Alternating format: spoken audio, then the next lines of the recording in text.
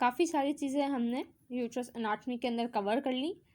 हमने funds, body और vaginal parts, ये सारी चीज़ें हमने देख ली थी। सर्विक्स हमने देख लिया था। अब जो है वो सर्वाइकल कैनाल के ऊपर हम आ गए हैं। तो सर्वाइकल कैनाल की जो है वो शेप बता रहे हैं यहाँ, फ्यूजिफॉर्म स्पैंडल शेप इस तरीके कहते हैं। इमेज दिखाती हूँ मैं आपको, ये देखें, ये जो है फ्यूजिफॉर्म मसल दिखाया हुआ है। फ्यूजिफॉर्म आपको मैं शेप दिखाना चाह रही हूँ कि इस तरीके की जो है वो इस तरीके की शेप होती है, कुछ इस तरीके की शेप होती है। तो ये जो है वो सर्वाइकल कैनाल की भी इसी तरीके की शेप होती है, जिसकी वजह से उसे फ्यूजिफॉर्म शेप कर रहे हैं। उसके बाद कह रहे हैं कि कम्युनिकेट करती है यूट्राइन कैविटी से above through the internal os, communicate with the vaginal cavity below through the external os. अच्छा, सर्वाइकल कैनाल किससे कम्युनिकेट कर रही है? यूट्राइन कैविटी से कम्युनिकेट कर रही है अबव, ऊपर की, जब ऊपर की तरफ जो कम्युनिकेट कर रही है सर्वाइकल कैनाल, वो किससे कर रही है? यूट्राइन कैविटी से कर रही है। किसके ज़रिए कर रही है? इंटरनल ऑस के ज़रिए कर रही है। ठीक है, अब नीचे की तरफ आ जा, हमने बताया ना फ्यूजिफॉर्म है बिल्कुल। ऊपर ऊपर जो है वो उसके स्पैंडल शेप हमने जो है वो देखा, उसके ऊपर जो है वो नैरो टाइप है और नीचे भी नैरो टाइप है। ठीक है, तो ऊपर जो है अबव द जो है हम देख रहे हैं उसको, अगर सर्वाइकल कैनाल को ऊपर की जानिब देख रहे हैं तो वो किससे कम्युनिकेट कर रही है? यूट्राइन कैविटी से कर रही है। ठीक है, किसके ज़रिए कर रही है?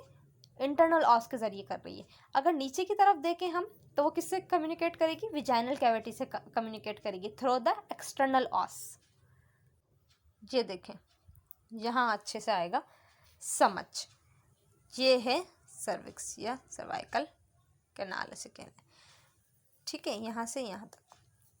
अब जो सर्वाइकल कैनाल है, सर्विक्स है, वो किससे कम्युनिकेट कर रही है? ऊपर की जानिब किससे कर रही है? बॉडी, ये बॉडी है ना, ठीक है, बॉडी से कर रही है, यूट्रस की बॉडी से कर रही है। किसके ज़रिए कर रही है? इंटरनल ऑस के ज़रिए कर रही है। अब ये जो नीचे कम्युनिकेट कर रही है वो किससे कर रही है? विजाइना से कर रही है। नीचे क्या है उसके? विजाइना सर्विक्स के नीचे क्या है? विजाइना सर्विक्स के ऊपर क्या है? बॉडी। जो ऊपर की जानिब कर रही है वो इंटरनल ऑस के ज़रिए कर रही है। जो नीचे कम्युनिकेट कर रही है विजाइना के साथ, वो किसके ज़रिए कर रही है? वो एक्सटर्नल ऑस के ज़रिए कर रही है। तो इसके दोनों साइड पर ऑस हैं। ऊपर की जानिब जो है वो इंटरनल ऑस है, नीचे की जानिब जो है वो एक्सटर्नल ऑस है। ऊपर जो कम्युनिकेट करेगी वो बॉडी के साथ करेगी, नीचे जो कम्युनिकेट करेगी वो विजाइना के साथ करेगी। अब ये जो ऑस हैं दोनों, ये जो है वो लॉक रहते हैं, इंटरलॉक रहते हैं। तो mucosal folds interlock with each other and close the canal. Canal को जो है वो क्लोज रखते हैं। म्यूकोजल फोल्ड्स हैं जो इंटरलॉक रखते हैं, एक दूसरे के साथ इंटरलॉक रहते हैं। सही है, और क्या करते हैं? जो कैनाल है इसको बिल्कुल क्लोज रखते हैं। अब यहाँ पर थोड़ा सा बॉर्डर्स की तरफ आ जाएं तो बॉर्डर्स देख लें जो यूट्रस को सपोर्ट कर रहे होते हैं। तो मेन जो हैं वो चीज़ें हैं, लिगामेंट्स की जाएँ बात जाएँ जो लिगामेंट्स जो हैं वो सपोर्ट कर रहे होते हैं यूट्रस को। तो ये देख लें, ब्रॉड लिगामेंट, यहाँ पर ब्रॉड लिगामेंट है, राउंड लिगामेंट है, और उसके बाद जो है वो इसके थोड़े से रिलेशन बता रहे हैं। रेट्रोवेस्कल फोल्ड्स हैं, रेट्रोविजाइनल फोल्ड्स हैं, जो भी हमने पिछले लेक्चर्स में बात की थी कि एंटीरियर साइड पर जो है वो जो ब्लैडर के साथ होंगे उसे रेट्रोवेस्कल कहेंगे, और जो है वो पीछे के साइड जो रेक्टम के साइड होंगे, जो रेक्टम से कम्युनिकेट कर रहे हैं, वो रेक्टोविजाइनल हम वगैरह कहेंगे। अच्छा, यहाँ पर देख लें ब्रॉड लिगामेंट, ये पूरा जो चल रहा है ये ब्रॉड लिगामेंट। सही है, ये वाले यहाँ आ जाए, ये वाले जो है वो राउंड लिगामेंट्स हैं। ये जो ये पीछे के साइड से आ रहे हैं, ये ठीक है। ये ओवेरियन लिगामेंट जो ओवरीज को जो है वो सपोर्ट कर रहे होते हैं।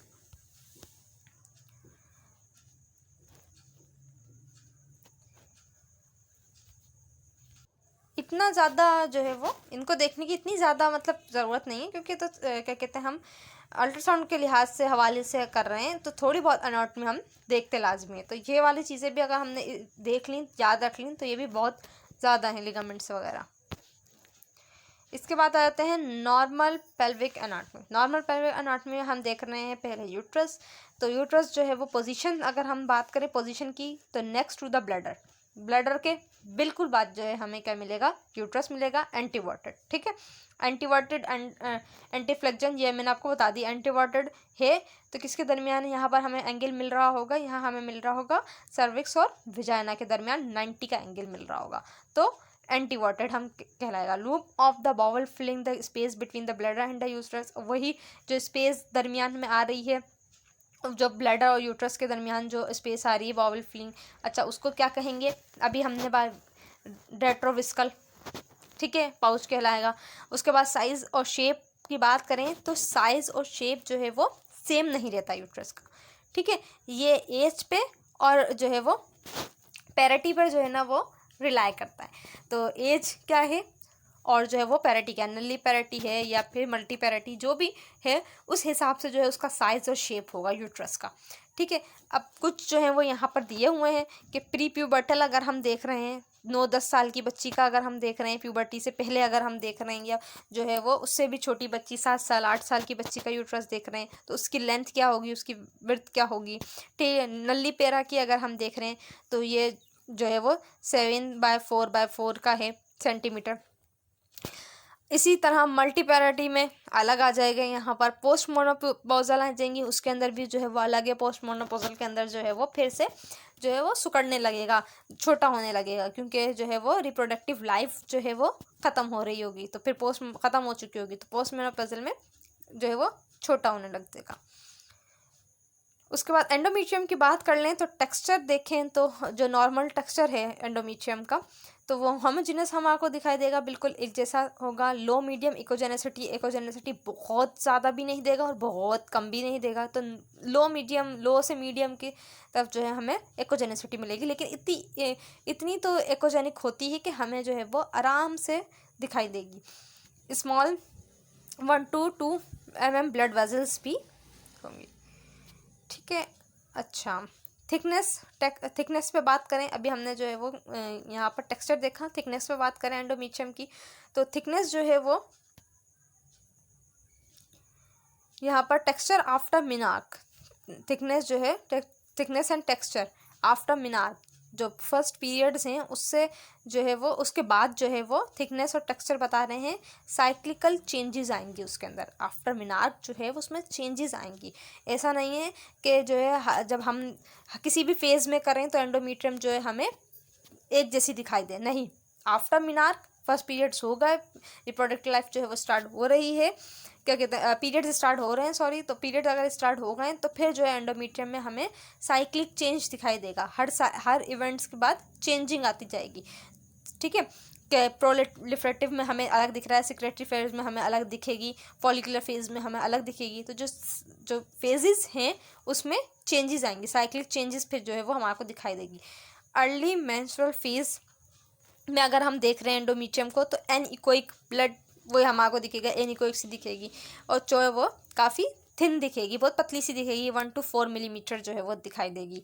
अच्छा, प्रोलिफरेटिव में देख रहे हैं हम, प्रोलिफरेटिव फेज़ आ गया है तो उसके अंदर फिर हमें थोड़ी ज़्यादा दिखाई देने लगेगी, 4 to 8 मिलीमीटर दिखाई देगी। अब एनीकोइक नहीं दिखाई दे रही, अब हमें आइसोइकोइक और हाइपर इकोइक सी दिखाई देगी। ठीक है, थोड़ी इकोजेनिक हमें जो है वो दिखाई देगी, क्यों, क्योंकि वो अब मोटी होने लगी है, थिक होने लगी है, थिन नहीं रही।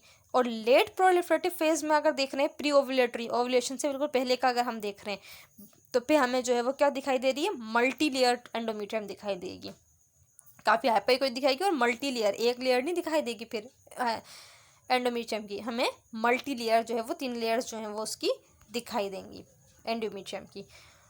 और सिक्रेटरी फेज के अंदर आ जाएं तो इकोजेनिक सी दिखेगी, हमें काफ़ी इकोजेनिक दिखेगी, और 8 to 16 मिलीमीटर हमें दिखेगी। ठीक है, आउटलाइन एंडोमेट कैविटी जो है उसकी जो हम देख रहे हैं, आउटलाइन एंडोमेट कैविटी रेगुलर दिखाई देगी, बिना किसी जो है वो अगर उसमें कोई पॉलिप या फिब्रॉइड्स वगैरह नहीं है, या फिर जो है वो, और अगर हम ओलिगोमेनोरिया या एमेनोरिया के अंदर देख रहे हैं, ओलिगोमेनोरिया के अंदर जो है वो काफ़ी लेट जो है ना वो साइकिल चलती है, 35 डेज से अगर ऊपर जा रहे हैं आपके दिन, तो और अगर आपको नहीं हो रहे पीरियड्स तो फिर वो ओलिगोमेनोरिया के अंदर आ जाएगा। एमेनोरिया कभी हुए ही नहीं, इस तरीके के जो मतलब केसेस होते हैं ओलिगोमेनोरिया, एमेनोरिया, तो इनमें जो अगर एंडोमेट्रियम देखेंगे तो हमें 16 मिलीमीटर से कम दिखाई देगी।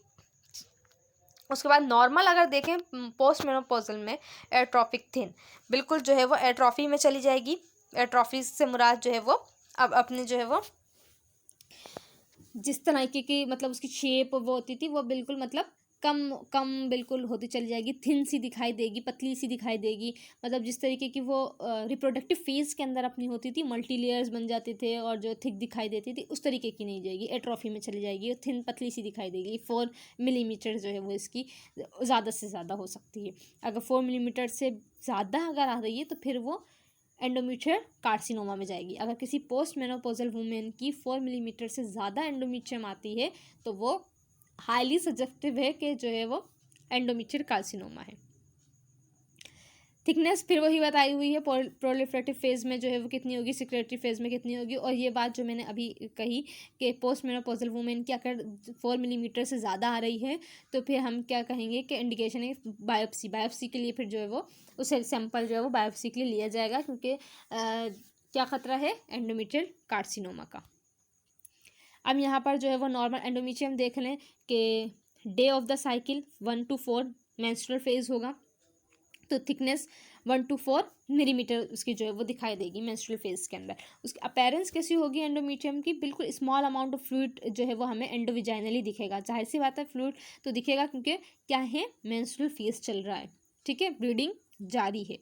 और किसी दिखेगी थिन इंडरप्टेड सेंट्रल कैविटी, बिल्कुल थिन दिखेगी और इंडरप्टेड दिखेगी, इंडरप्ट हो रही होगी ना, मतलब पूरी शेड ऑफ हो रही होगी तो इंडरप्ट दिखेगी और हमें थिन दिखाई देगी सेंट्रल कैविटी। उसके बाद जो अगर आ जाता है प्रोलिफरेटिव फेज, 5वें से 14वें दिन प्रोलिफरेटिव फेज आएगा, तो इसके अंदर 4 to 8 मिलीमीटर हमें इसकी थिकनेस दिखाई देगी। अब ये किस तरीके की दिखाई देगी, मिडिल से हमें इकोजेनिक दिखाई देगी, सही है, surrounded by thin hyper echoic band. उसके सराउंडेड में जो है किस तरीके का दिखा, हमें थिन से पतले से हाइपर इकोइक बैंड दिखाई देंगे। मिडिल में जो है इकोजेनिक दिखाई दे रही है थोड़ी, और उसके जो सराउंडेड है हमें पतले पतले जो हैं वो क्या दिखाई दे रहे हैं, हाइपर इकोइक बैंड दिखाई दे रहा है, ठीक है। उसके बाद हम ले रहे हैं प्री ओव्यूलेटरी फेज। अभी ओव्यूलेशन नहीं हुई, प्री ओव्यूलेटरी फेज हम जो है वो देख रहे हैं, तो उसमें हमें मल्टी लेयर दिखाई देगी with echogenic line of apposing endometria and echogenic outer rim, सही है, थिक काफ़ी जो है हमें मल्टी लेयर वाली दिखाई देगी, जिसके जो है वो हमें आउटर रिम भी दिखाई देंगे जो एकोजेनिक है बिल्कुल।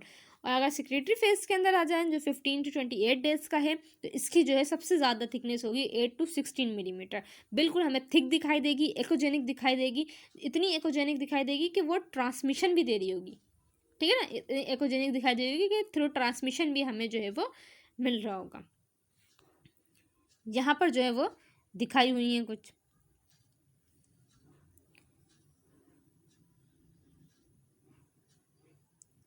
ये देखें,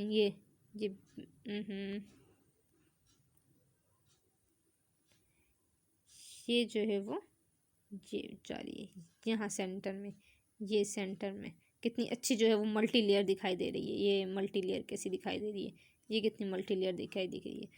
तो ये जो है वो हमें हर फेस के अंदर अलग अलग दिखाई देंगी। आज का लेक्चर यहीं तक रखते हैं। एनाटॉमी ऑफ यूट्रस जो है वो कंप्लीट हो गया है। यहाँ पर फर्स्ट एंड सेकंड ट्राइमेस्टर इंशाल्लाह नेक्स्ट लेक्चर में स्टार्ट करेंगे।